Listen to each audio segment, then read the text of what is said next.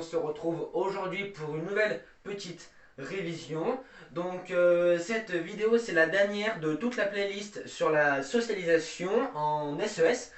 Cette playlist vous pouvez la retrouver juste en allant cliquer dans playlist SES seconde et vous trouverez toutes les vidéos sur la socialisation. Dernière vidéo où nous allons évoquer, voir et apprendre ce qu'est la socialisation primaire et la socialisation secondaire. En premier, la socialisation primaire. Donc en fait, tout au long de notre enfance et aussi de notre adolescence, on va se construire notre identité sociale. Donc en fait, l'identité sociale, c'est quoi? L'identité sociale, c'est comment on se définit et comment les autres nous définissent. Par exemple, l'identité sociale d'un individu, c'est comment cet individu se définit et comment les autres individus le définissent. L'identité sociale, c'est ça. On dit que l'identité sociale est plurielle. Pourquoi l'identité sociale est plurielle? Parce que là, on parle de l'enfance, de l'adolescence.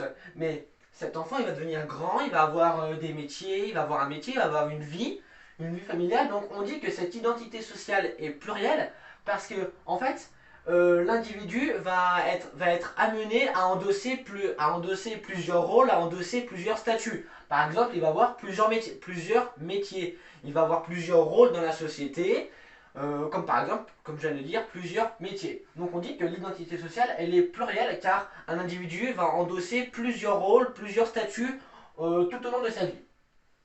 Donc, comme on a vu dans les précédentes vidéos, quand on est enfant, le référent essentiel, la principale instance de socialisation, c'est la famille. Donc c'est la famille qui va nous donner les bases de notre socialisation.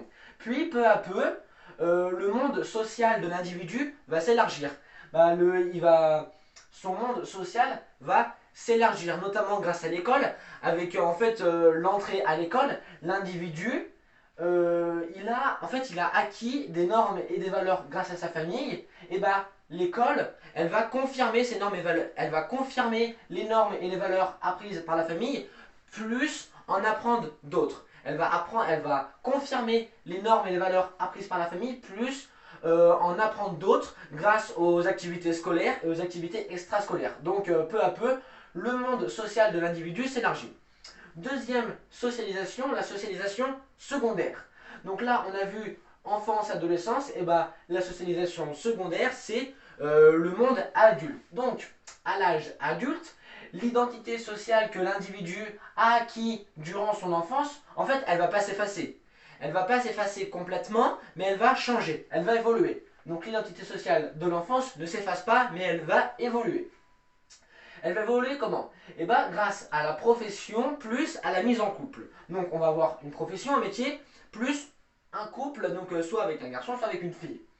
Donc grâce à la profession et à la mise en couple, l'individu va apprendre de nouvelles normes et de nouvelles valeurs.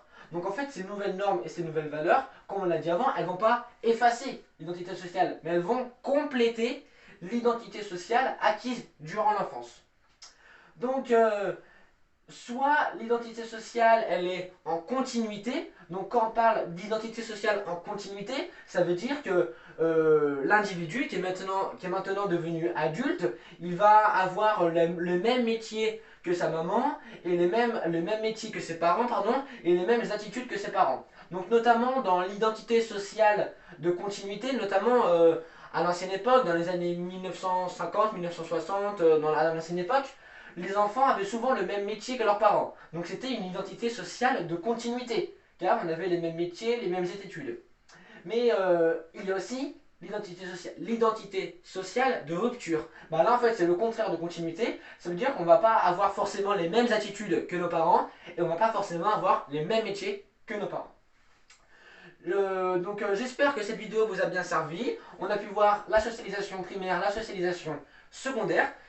J'espère que cette vidéo vous aura plu et surtout vous aura aidé. N'hésitez pas à liker, à partager et à vous abonner. Et on se retrouve à bientôt pour de nouvelles révisions. Ciao!